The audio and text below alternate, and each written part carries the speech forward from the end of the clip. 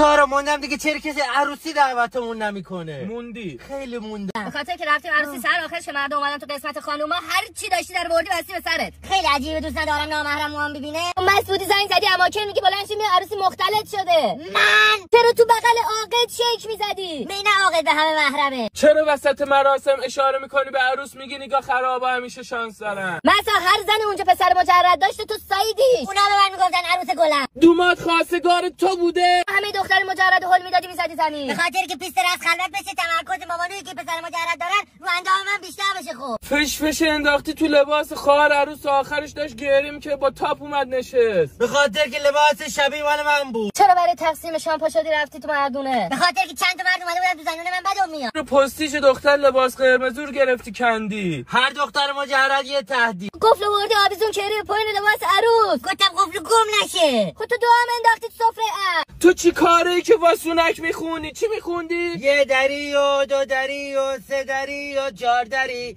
شازده دومادیه چی داره، امس ماره جعفری. حالا به چی تو شده؟